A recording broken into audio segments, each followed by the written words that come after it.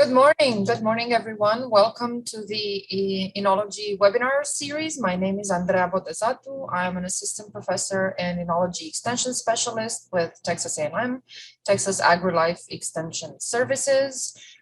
Today's webinar is called Vines and Wines, What Could the Future Be? And before I briefly introduce our presenter today, just a little bit of housekeeping. As probably some of you know, the webinar will take about 45 to 50 minutes with a 10-minute question Q&A session at the end. So I will ask you to please hold your questions until the end of the webinars. And then you are welcome to type in your questions in the chat box or Q&A box, comments. I would also like to ask you that you tell us where you're logging in from, whether you're in Texas or somewhere else in the United States or in a different country. Please let us know where you're connecting from, and I'd appreciate that. There will be a very short survey at the end of the webinar, 1 to 2 minutes tops. I would really appreciate if you took the time to fill out the survey. It helps me and helps my program continue. Now, moving on, I would like to, like I said, briefly introduce our presenter today. Our presenter is Dr. Amit Dhingra. He is our relatively new department head, 5 months, 6 months now on the job. So he is the Horticultural Sciences Department head here at Texas AgriLife. And with that, I would like to pass the baton to Dr. Dhingra, and he can tell you more about himself and start the presentation. Thank you. Oh, wonderful. Thank you, Andrea, for the invitation to present.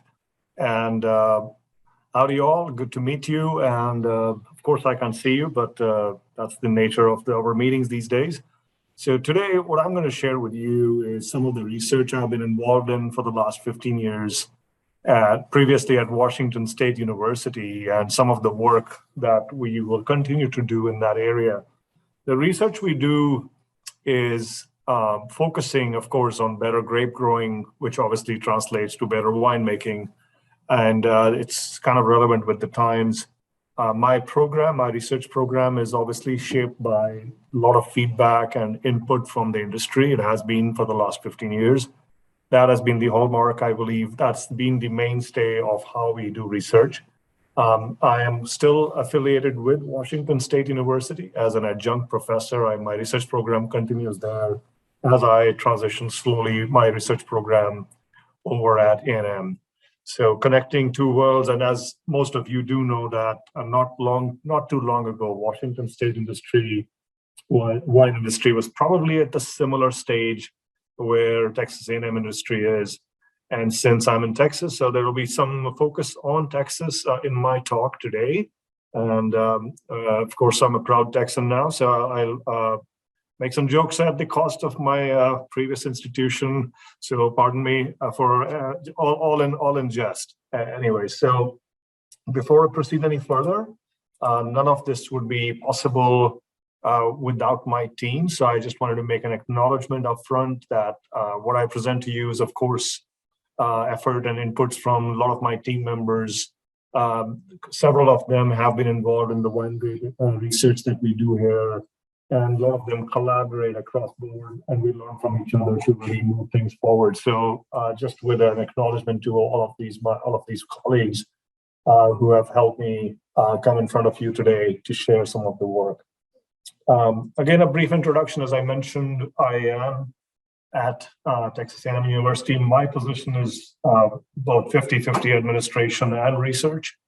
Where I'll be developing a major program or transitioning a program and working with, wine grapes. And also I maintain the relationship at WSU for now. But also what's happening is that there are several collaborations that can bring here. And some of the research I will show today is obviously relevant to the environment we grow grapes over here. In addition to that, I've also been involved in the entrepreneur world. I started a company out of my research program back in 2011, which has now there's a second one. Universities actually encourage faculty to extend the land grant mission by taking the technology to the industry to their stakeholders across the board. This is very common in engineering. In agriculture is a little bit less prevalent, but slowly and surely, my colleagues across the universities are getting into that. I also advise certain other companies in various areas from biotechnology to post-harvest. So those are some ways that I also reach out and bring more ideas back to academia. So it's kind of a circular process for me. And these are obviously conflicts of interest, but I just wanted to acknowledge that. And the work that I'm presenting to you today, none of that really deals with any of the support that I might have received from, or I've received in the past from these companies, but none of the work that I'm presenting here is connected to that. So briefly about my program, the mission is to produce nutritious food in abundance, sustainably. If anybody disagrees with me that wine is nutritious, let's talk later. Of course, it brings people together, a sense of community, and so many things. I mean, we can go back to 3,000, 5,000 years ago when winemaking has been part of our culture. So it's such a long tradition. And of course, Texas has played a big role in ensuring that our European wine industry survives as well. So long history behind that. So what we do in our program is we utilize several approaches, all the way from gene discovery to bioinformatics, to be able to look at trying to understand various processes. And some of the questions that we've been addressing in our program is, how do we utilize tools of genomics? That was one of the first projects we started with. How do we utilize tools of genomics or DNA sequencing, RNA sequencing to distinguish between different clones? Because as the word is that different clones can make different quality wines with the same vintner, with the same winemaker, same barrels, but you can still get differences. Then our focus also has been to understand various responses to abiotic responses, that is non-biological, that means environmental responses, such as heat, drought. We're also interested in how grafting impacts the physiology. As you all know that in Washington, at least, they're still growing grapes on their own roots, whereas in the rest of the world, because of the diseases, we have to do grafting. And I'll share some very interesting observations that we made in that area. Then we are interested in looking at mildew resistance, powdery mildew in particular. That's a research we initially started in strawberries, but we've already moved into working on in grapes, and then also looking at seedlessness and vinifera. So these are some of the projects I'll briefly touch upon, and I know this is in 40 minutes, so I just wanted to give you a broad overview. But I'll conclude my presentation in talking about what the future could be for our grape industry in Texas as we are growing. And we don't have to follow the same path as California or Washington, but we always make our own path in Texas. So with that spirit and that kind of approach, I'll just share with you some of the thoughts we have as a department, as a group working in this area. So now, I joined Washington State University in 2006. I started working in wine grapes, and my first, looking at the history of various other industries, how grape industry or wine industry started evolving in the U.S. in the historical sense. We've come a long way, right? And so when I started working in this area, I got interviewed, and I just wanted to share a snippet of a few things that we were doing at the time, which really highlights sort of the vision part of where we want to go. So back in 2008, I was already talking about developing new wine grapes through breeding, trying to figure out, how many more Merlots can we make? I mean, the idea is the next generation of wine drinkers going to stick with the same varietals? I'm not saying it's going to all go in one direction, but we need to cater to a wider palette. There might be different preferences as the global populations are coming together. How do we really stay with those who are traditional varietals? We need to maintain them, of course. They're proven, tested in the market. But how can we go beyond that?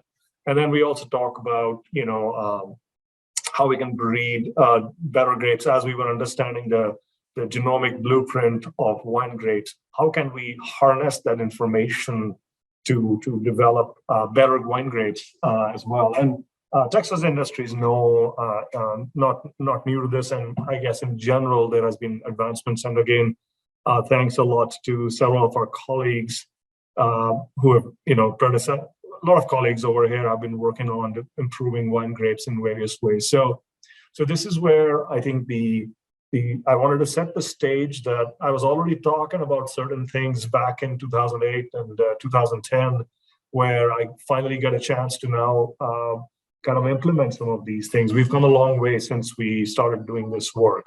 But also in the last 15, 20 years, the world has changed. We are starting to see extremes of weather patterns, right? I mean, it goes from droughts to flooding to issues like fires. How do we really address or make sure that year after year, we can really grow the finest quality wine grapes and at the same time make the best wines from that? Some of these problems are in the vineyard, which obviously translate to winemaking. So in the next few slides, I will address some of these topics. We are actually working on the heat and drought situation, as well as we're working on smoke taint. Thankfully, and hopefully we'll never have to, but can't control weather patterns. We are seeing fires. I was just talking to my colleague, Dr. Tom Collins, at WSU last evening, and he was mentioning how fires are happening earlier in the development of the berry, of the fruit. So these are some challenges that are coming at us, and we can't really develop a new varietal and completely replace it. So there are other strategies to mitigate some of those issues. So I'll briefly discuss that. So one of the earliest projects in our program was to see how grafting affects the stress response of a wine grape. And we utilized some non-invasive tools. So right now, what the majority of the ways to test for wine grape tolerance to stresses or such as drought or heat would be to have a grape plant or plants in a greenhouse exposed to high temperatures or reduce the water provided, and then just wait for what will survive and what will die. We just quantified that way. So we started thinking about it a little bit differently. We also wanted to look at how grafting affects it, but also what happens during recovery, because the water will eventually come in. So we wanted to find resilience in wine grapes rather than just looking at tolerance. I just wanted to emphasize the difference when I say tolerance versus resilience. Tolerance is what can survive the extreme pattern or extremes of temperature or extremes of water deficit, and or how long can they survive? I mean, that is one question, but in real world conditions, that's not what really happens. We don't have extreme weather, which will just continue and kill the plant. We are able to water them, we are able to bring irrigation. So we started focusing on our program back in about 2008 to look at resilience, which combination of rootstocks will respond faster. And this was actually a conversation standing in an orchard with a farmer colleague of mine who mentioned that we can get irrigation eventually. So we kind of shifted, as I said earlier in the beginning of my presentation. A lot of feedback from the industry has been instrumental in designing our approaches, and this is one of them as well, because this is what you all do. So we utilized a tool called as Fluorescence. So these are wine grapes in a greenhouse where we can measure the fluorescence of the plant coming from the green pigment, the chlorophyll that is present in the leaves. So this can be implemented in the field, and the whole field of phenomics, which is the phenotyping, non-invasive phenotyping, which can be done at field scales, is being now implemented in various areas. And we were looking for how these wine grapes respond to grafting as well as water deficit in this particular case. So what you're seeing on the left is a healthy wine grape, and this is, of course, everything is working normally. The sunlight is coming in, or the light is coming, being perceived by the chlorophyll molecule, the green pigment molecule, which is present in all plants. So it's a universal process that we can use. And then from there, once we start reducing the water provided to the plant, we can start observing changes in this fluorescence as the plant starts getting progressively stressed.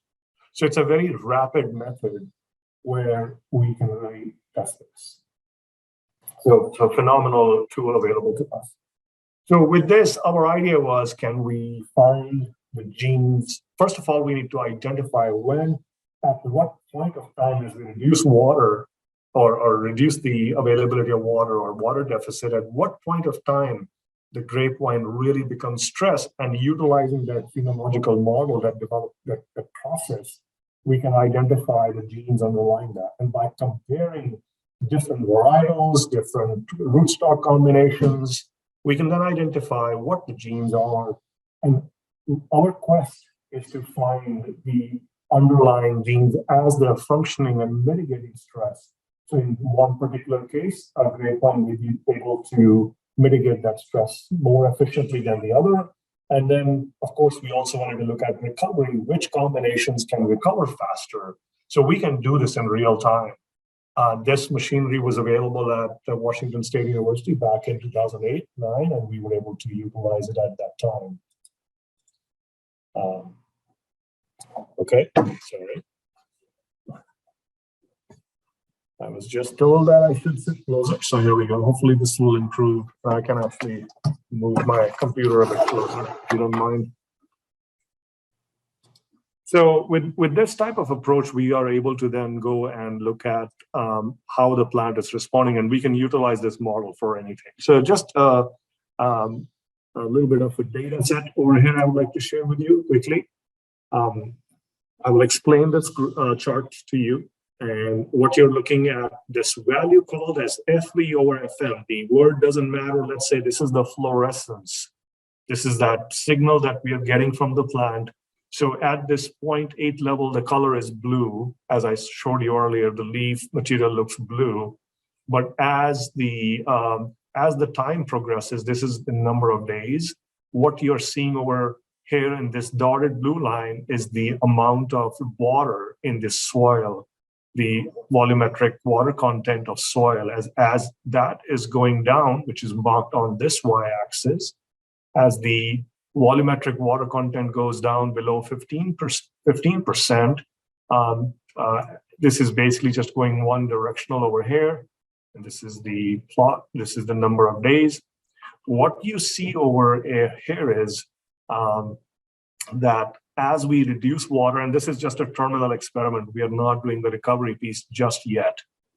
You can see how the MGT 101, it is supposed to be a drought-tolerant rootstock, is actually the one where the fluorescence really goes bad. Otherwise, these plants are highly resilient. Of course, wine grapes are xerophytic. One of the challenges of working with wine grapes in greenhouses are that it can last for many days. The experiment can last for many days. If we did this work with tomatoes, we can get data within 15 days at the most.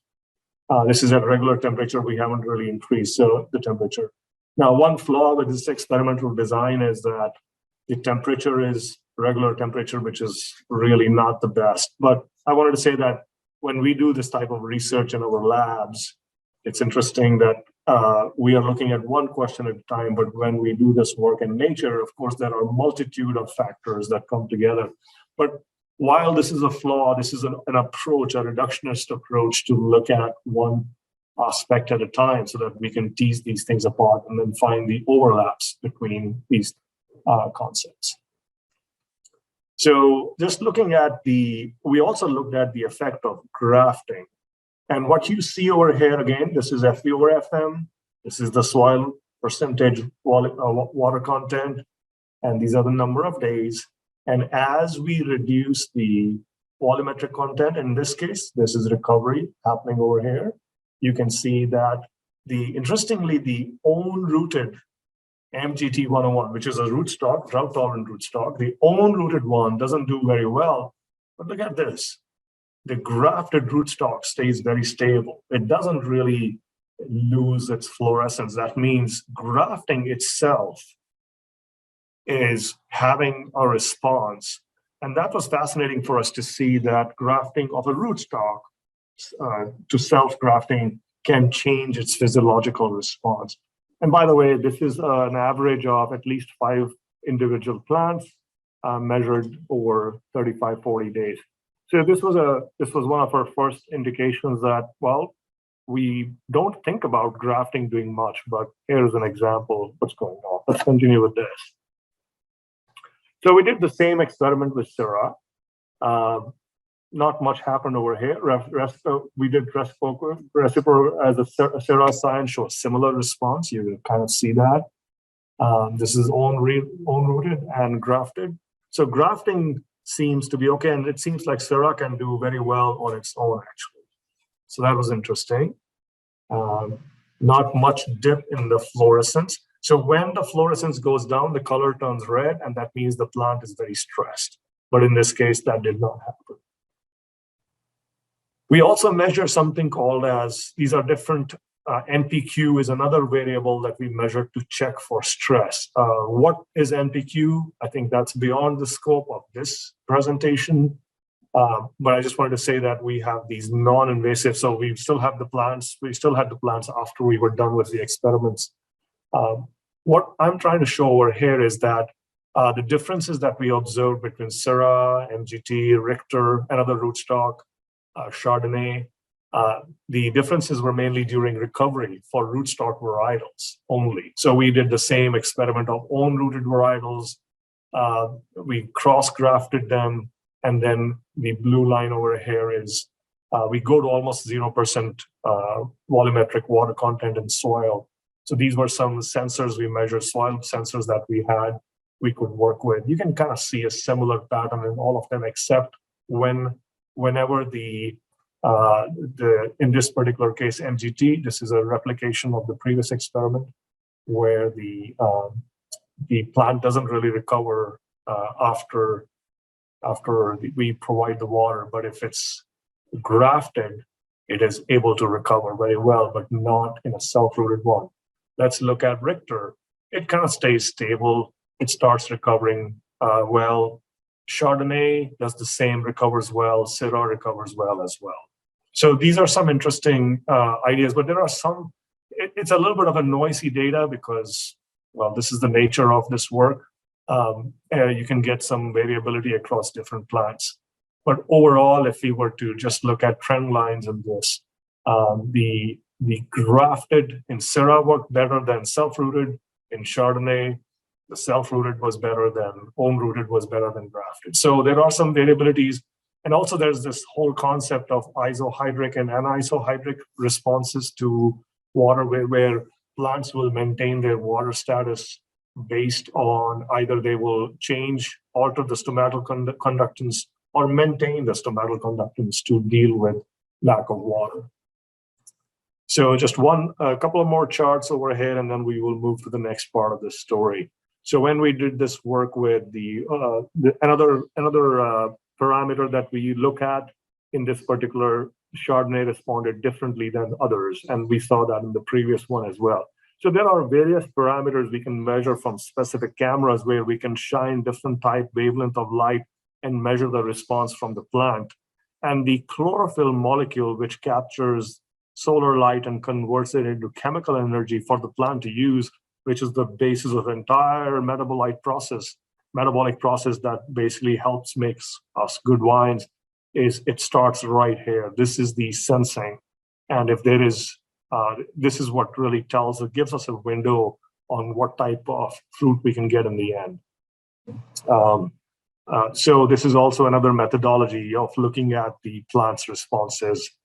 Again, we found variable response during recovery in different plants. For example, MGT, the own-rooted one doesn't recover very well, but the grafted one does. So I think in summary, grafting has a major influence in itself, and depending on the cultivar of rootstock or the scion, you can expect different responses. I hope this is information that, kind of makes you scratch your head. It's like, okay, we haven't thought about these. So these are some new questions we can address or ask when we utilize some of these non-invasive tools in the process. As I was saying earlier, it's not just water stress. We started a collaboration with my colleague at WSU. Several of you may know his name, Professor Marcus Keller. He's the Chateau Saint Michel Endowed Chair in Viticulture at WSU.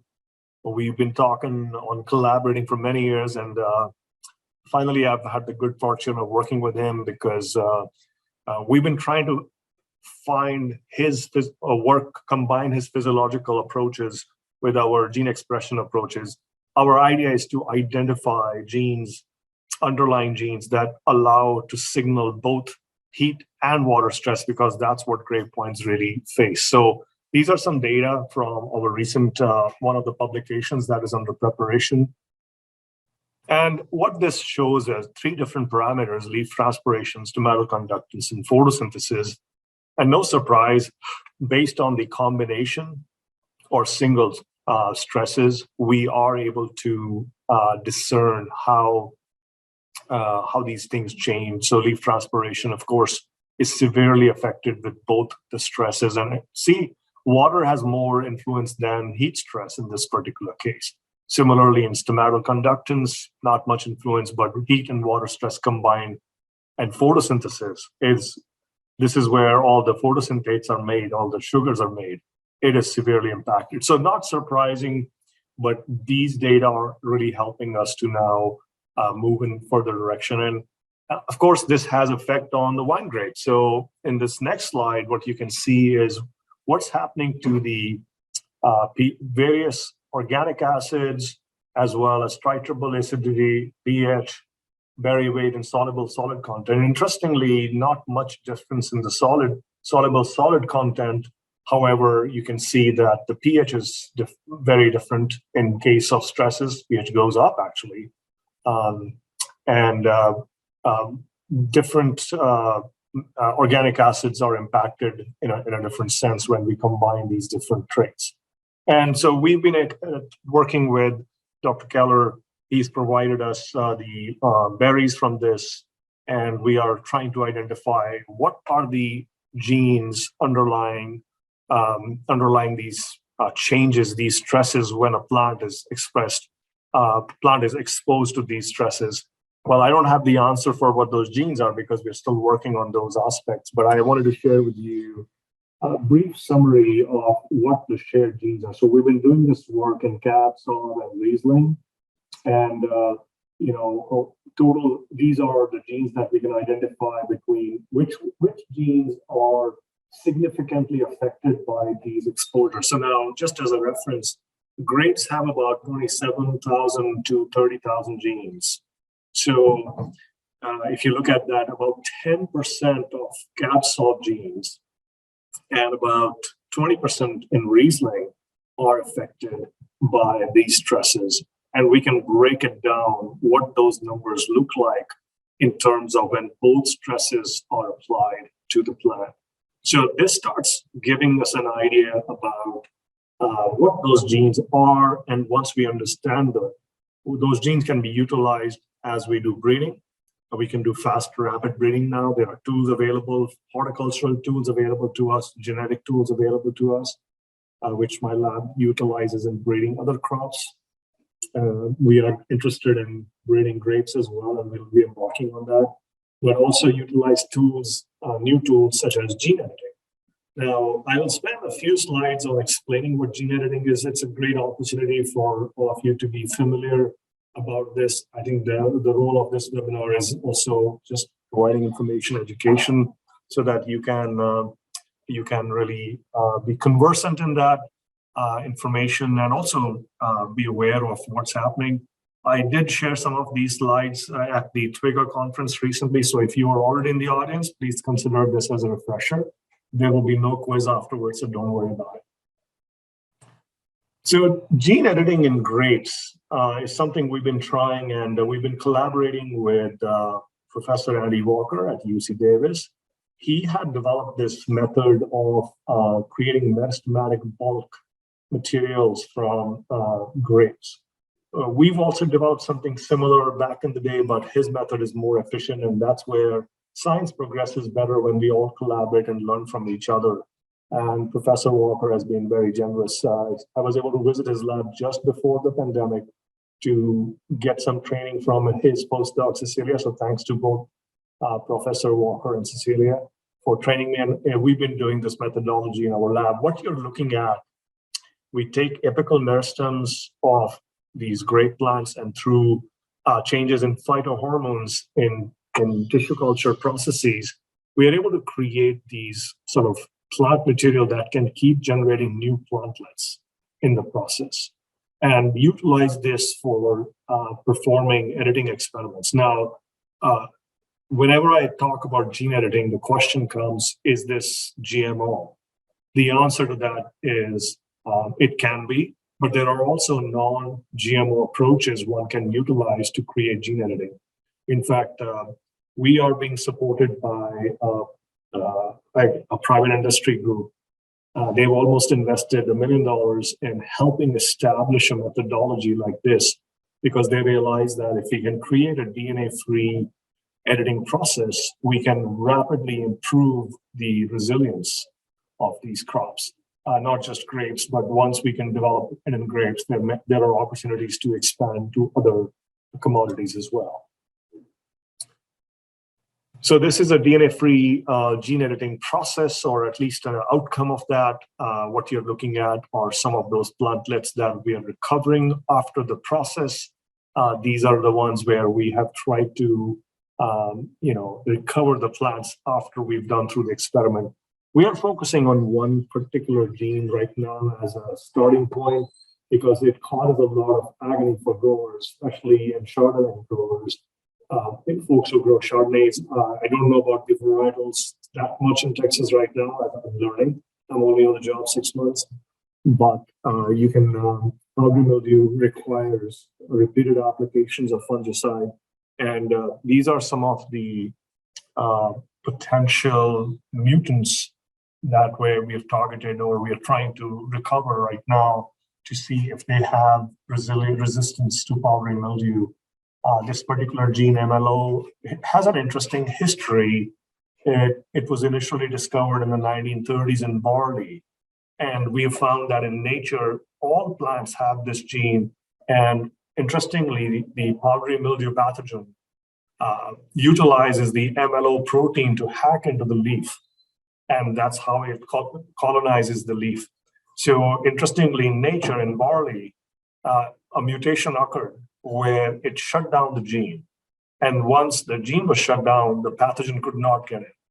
So we've tested this already in strawberry to show that if we disable the gene, the powdery mildew pathogen for strawberry is not able to enter the plant, thereby blocking it. So we are utilizing a similar strategy to disable the MLO protein in grapes so that the pathogen cannot enter at all. So I call it the ignorance is bliss approach, where the plant doesn't sense the pathogen, therefore there is no infection that happens. And it's a very sustainable form of resistance if we can achieve it, because there is, since the pathogen is not entering the plant cell, it does not have an opportunity to mutate and create other variations. We are working on a lot of these plants right now. We are screening about 3,000 such plants. What this slide is basically saying that we have to use high throughput genomics tools to identify that change in the nucleotide, that base pair. So at this point, I just wanted to briefly jump into explaining what gene editing is. And I won't go into, obviously, a lot of detail. I'll try to explain it in very simple terms. And if you have any questions, of course, at the end, you will have my contact details to reach out as well. So I tested these slides at Trigger, and I got good feedback. So Genetic modification is basically inserting new genes, changing the genomic DNA structure. Now, the gene editing is basically changing one nucleotide or basically changing a sentence. So while I was at Twiga, we were talking about we need $10 million in funding for viticulture and enology research. But if I were to edit it, I just change one word in there and it really changes the value of the sentence, but in the same analogy, it changes the value of the crop for us as well. So it's not as simple as using a word processor, but it is almost similar to what we are trying to do. And we've already done this work in various crops. We've done this we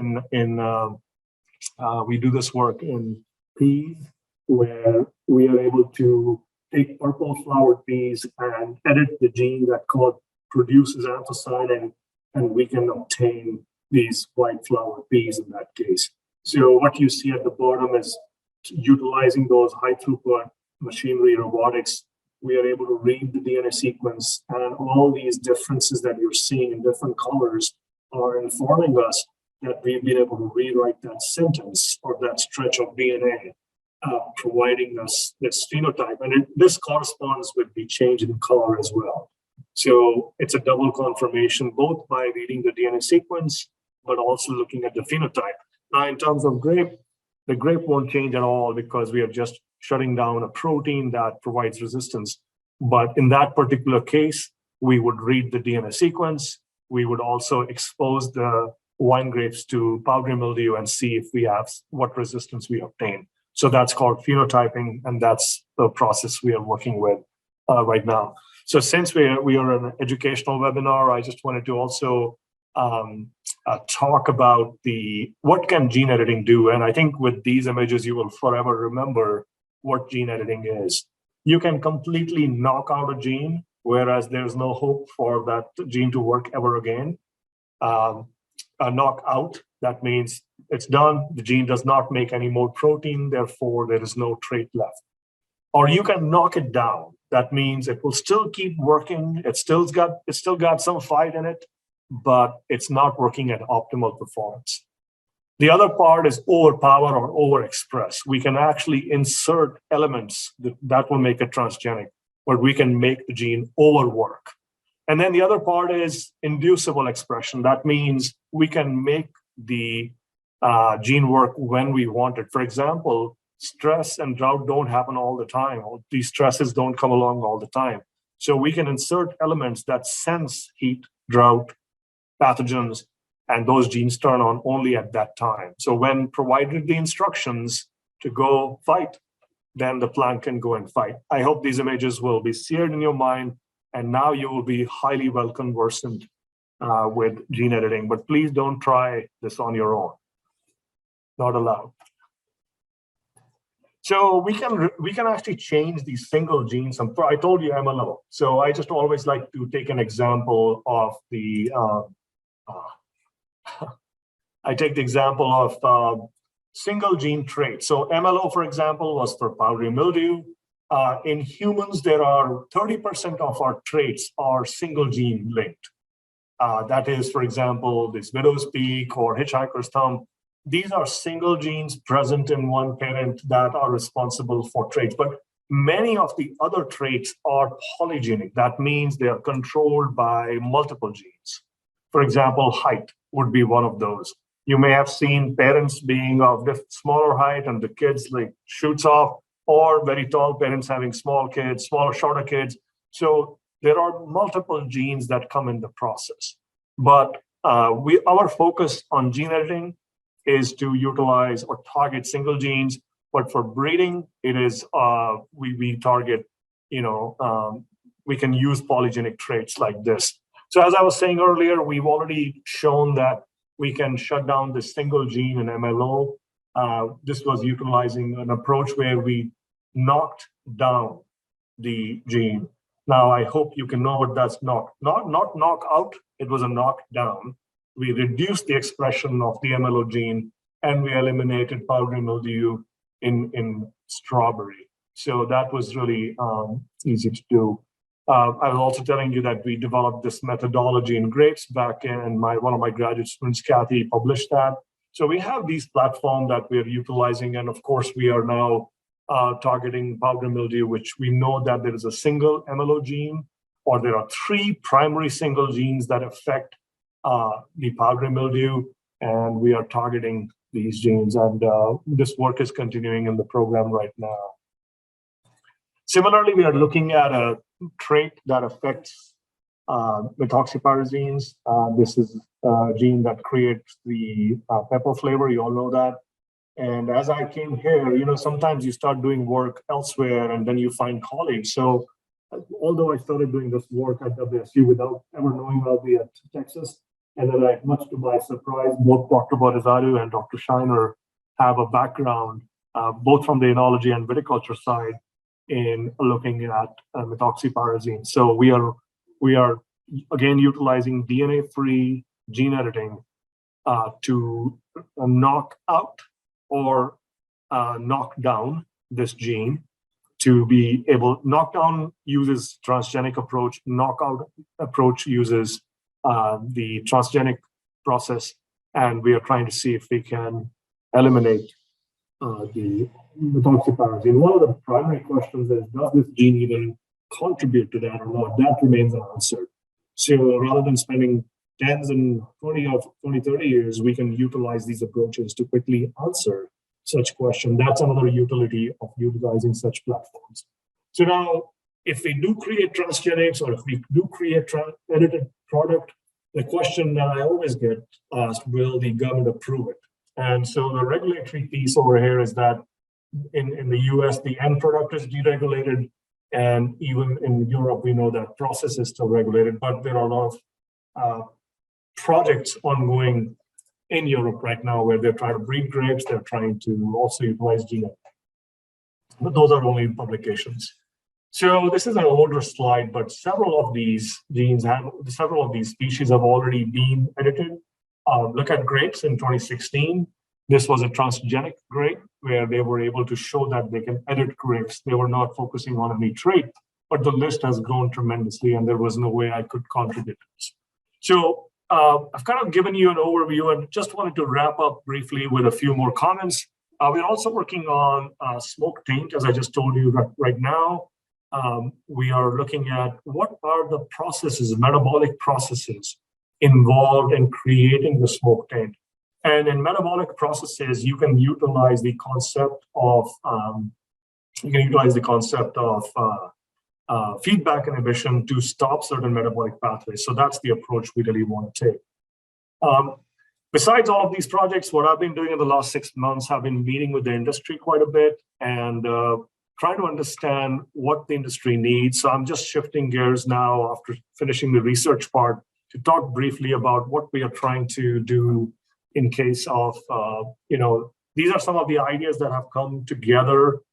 We are embarking on a process to create a certificate program, which to augment what is already being offered by other organizations. Our goal is to be the loudest cheerleaders for our Texas wine industry and want to support it in every possible way and collaborate with other colleagues, other entities across the state to really serve the needs. So after listening to all this, we've been kind of creating some programs within our organization. One of them is called Spirited Learning. This is a collaborative and educational platform to bring together Texans and become ambassadors of Texan wines. We do this in the department on College Station, where we do this every Thursday and feature a Texas winery and a vineyard every month. And we just did our first one with the Kerrville Hills Winery in this beautiful venue. And we had over 100 participants. And this is the first time we really saw that various different industry members could come together under one roof and interact with students as well. So this was fascinating. And we are very excited to host Messina Hoff at the winery at the end of the month. They're based in Bryan, very close and locally here, one of the oldest wineries. And we're very honored that they've agreed to be featured at the end of this month. And we've learned a lot from the first event. And we also do internal events where we are educating internally what Texan wines are, not just to our students, but our community members across Texas A&M as well. So the goal of this progression of this work is to really take it to a conclusion. As our wine grape industry is growing, we want to grow with them. And as I mentioned to you earlier, I was at Washington State, and I traveled together the journey of where at WSU we went from these initial programs to really creating this center. And we have several areas in Texas which also need a lot of support. So our goal is that we are already offering this certificate for our students for PhD and masters. We want to create a certificate for the industry in the next 3 years. That's something we just met as a group recently in Fredericksburg. The viticulture and enology group came together. So we are working towards developing and launching a program. We will finally like to go into a degree program as well as create a wine science center to support the growing industry. And of course, it takes a lot of folks. It will require teaching, research, and extension support. This is part of the team that some of you are familiar with. Really want to thank the team, the enology viticulture team, which has been supporting the industry. And we want to continue growing with you and support your growth. And with that, I just wanted to thank Andrea for hosting me. And also, these are my contact details. I'm very grateful to you all for being here. If you have any thoughts, concerns, questions, feedback, please share with me directly. I would like to really incorporate that as we develop our plans further. So thank you so much. Really appreciate it, and we can open up for any questions. Thank you, Dr. Dhingra. That was a very interesting presentation. And I at this point, I have a lot of questions, but I see we have a comment from Edward. I don't know if you're able to see it or not, Dr. Dhingra. Yes, I can. Let me just read it out for myself.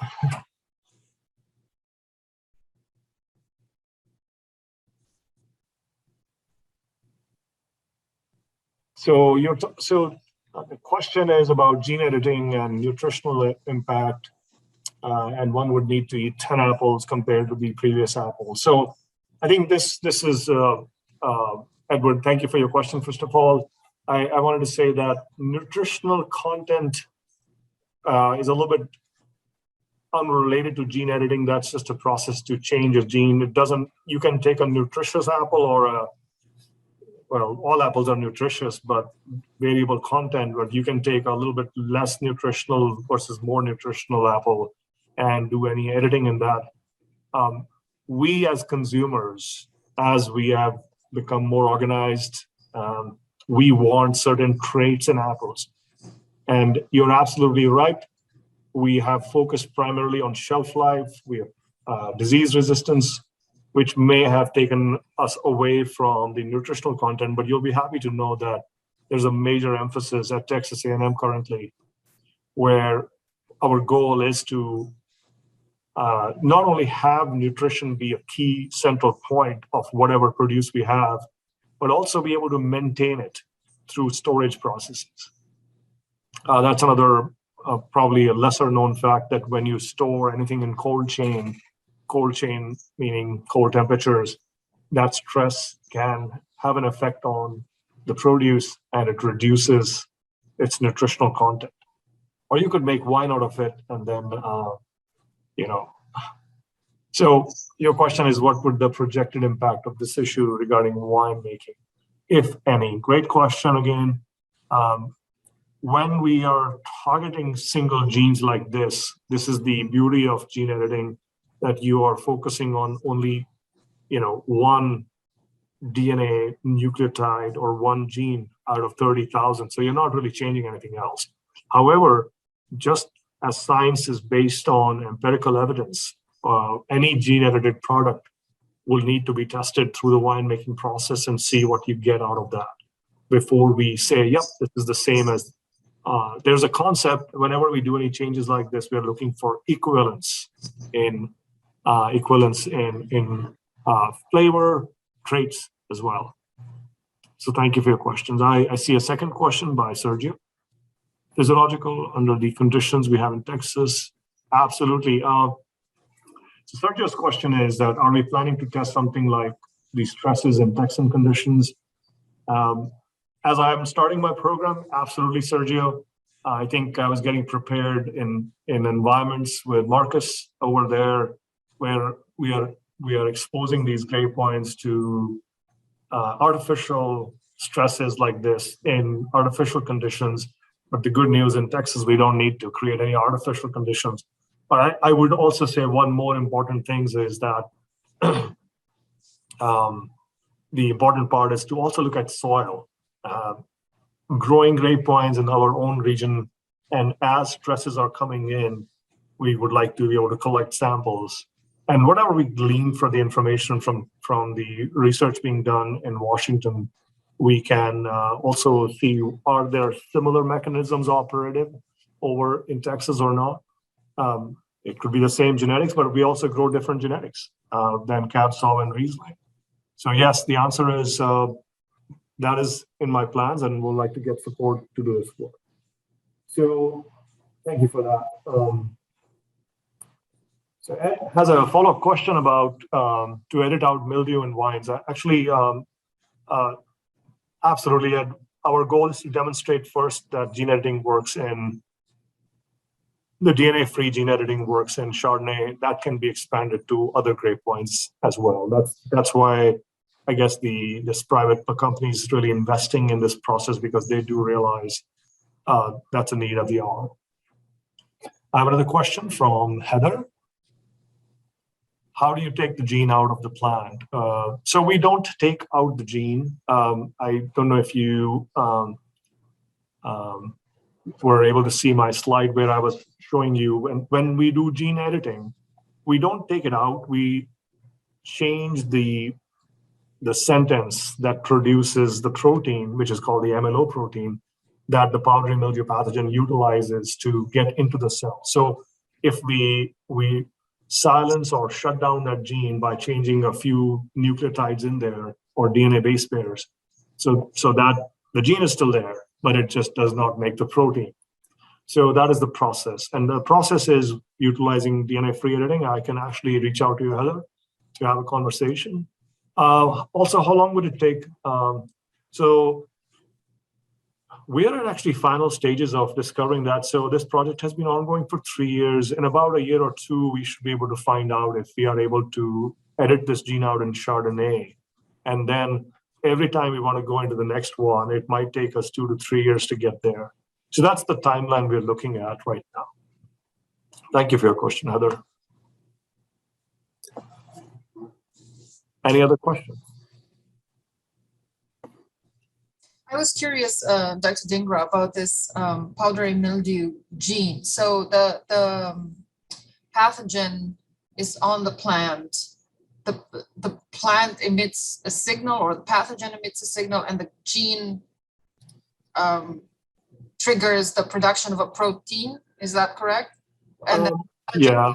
So I guess my question is, what is the purpose of that gene originally? Yeah, that's a very good question.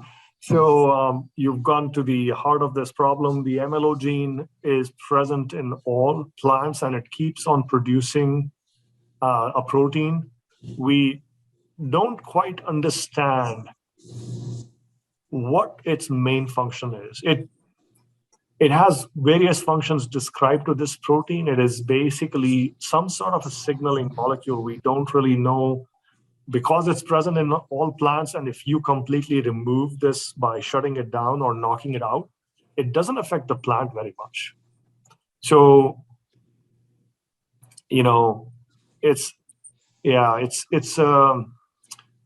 it's a difficult question to answer, simply because we haven't really understood its function. It just keeps producing it. So it's not just in response of powdery mildew.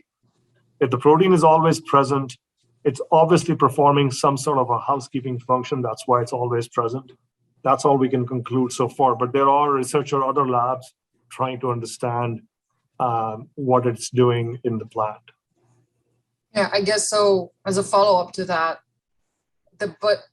the ideal approach would be the targeted activation, right? Only when the pathogen is there should it not I'm guessing. I don't know. I know very little about this, but just listening to you, I find it fascinating. That's definitely a possibility that we only allow the protein to turn on when the pathogen is not present, but once the pathogen gets into effect. So that is why the approach of in barley, for example, all barley varietals now have this mutated amount of protein where it's non-functional. So that's where there is no issue with powdery mildew. And so Ed has another question. Edward has, thank you, Edward, for your questions. So your question is, so if we knock this protein out in Riesling and Chardonnay, does this mean that it is possible to minimize pesticide use? Absolutely, and that's why we are trying to do that. We are initially starting in Chardonnay because my colleague, Dr. Michelle Moyer at Washington State University informed me that that's where at least the Washington farmers are really trying to do multiple sprays. When I say multiple, it's not 2 or 3, it could be a dozen or so sprays to manage powdery mildew. And in fact, this is where this collaboration is always useful because Dr. Moyer works directly with farmers. In her position, I was initially going to start with CABSOL because the private company that was supporting the project did a economic analysis and said, well, CABSOL is the largest market, so let's fix that problem in CABSOL. But my colleague, Michelle Moyer, said, well, you can do it in CABSOL, but that's not a problem there. It's in Chardonnay. So this conversation, and you saw my last slide when I say we would love to hear your thoughts. It's not just a placeholder. This is how we collaborate together and come up with the right questions and right systems to work. And so, yes, the goal is to reduce pesticide use, especially fungicide in this particular case. Do you know if there are any other labs in the world doing similar work with a different focus, like different diseases or pathogens? I'm sure there are, as we are, this is a new approach in wine grapes, and I think people are going after different areas. I have been asked the question about Pierce disease as well. And I don't know if there's a single gene or a set of genes that are involved. That's something I'm delving into because that's the need of our Texan wine industry. So that's something I'll be delving into. But powdery mildew was the lowest hanging fruit. Sorry for the pun. To go after, and that's where we started. But I think Pierce disease is a big thing that I've heard that affects our growers. So that's something which I'll be looking into. We have a question from Joey. Hi, Joey. Thanks for your messages as well. Thanks for your question. So do you have any experience in identifying genes that contribute to cold hardness and lignification? Okay. Is there any hope of using gene editing? Yes. So interestingly, that there is a whole body of research available for cold tolerance. We've identified these genes that orchestrate the function of 100 other genes. These are called as these are like transcription factors. These are sort of the orchestra masters that change the tune of the plant based on the environment. So these are CBF genes. Their name is not that important, but they could be targets for gene editing as well. And in other crops where they're trying to generate cold tolerance, they have been able to show that these proteins can be changed. So definitely there is in your questions, I'm also finding the priorities or the ideas. So once we have a platform and based on our needs of our farmers, we can really initiate these type of projects. Thank you very much for your question, Joey. So Edward has another one. Is the potential future use of this technology going to allow to completely alter the essential constituents of a grape variety? Will it allow for more thiols, terpenes, affecting the winemaking process? In the longer term, yes, I would say that we have various pieces that have come together. To change a metabolic pathway, we need to first understand what are the precursors, metabolites, what are the enzymes required for that, and that knowledge is coming from the grape genome. So you probably know the Italian and the French group have sequenced grape genomes. Our lab has done a lot of grape sequencing as well. We do mostly RNA sequencing, which provides us ideas. So that information is coming together on one side, which is informing a lot of the information about the metabolic processes.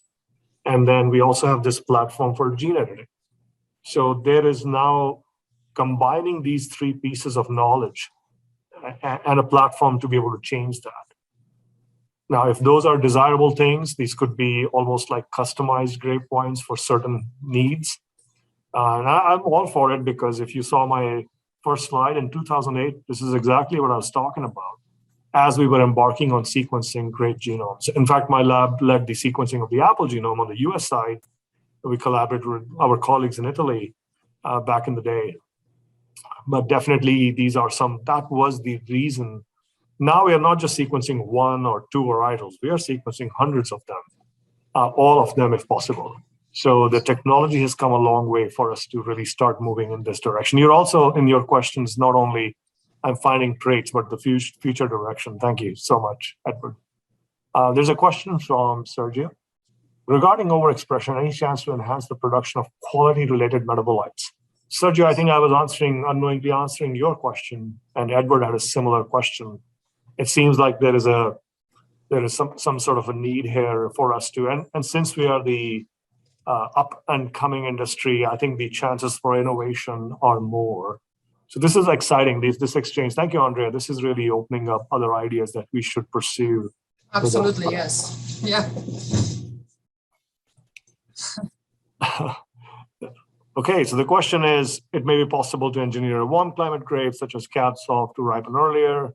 Therefore, it could be grown in cool climate in the future. Edward, science says that everything is possible. Time, resources, where we can invest in. The good news is we don't have to wait for 20, 30 years to develop something via breeding. We can take Cab Sauv, for example, and within a matter of 3 to 4 years, make the edits to reach that goal. So the timeline to changing certain things is definitely, and of course, the economics of it really guides it. Shall we do it just for the sake of it? Obviously not, but definitely. Yeah, I agree with you. Technology is really amazing, and that also creates a sense of, what decision making we put together to move in that direction. So thank you very much for all the questions received today. Thank you, Dr. Dhingra. This is absolutely fascinating and very encouraging, promising, and a little bit scary at the same time. Change is always scary, but I think that's a constant we all have experienced in our lives. Thank you. Yes, absolutely. So thank you again. Absolutely, Edward. Let's see each other soon. Thank you, everybody, for attending, for all your questions and comments. We are looking forward to receiving your suggestions for other webinar topics. Please, again, take a minute to fill out the survey that will pop up at the end of this webinar. And with that, I wish you all a good day, and I bid you farewell. Thank you again. Bye-bye for now. Thank you, everyone.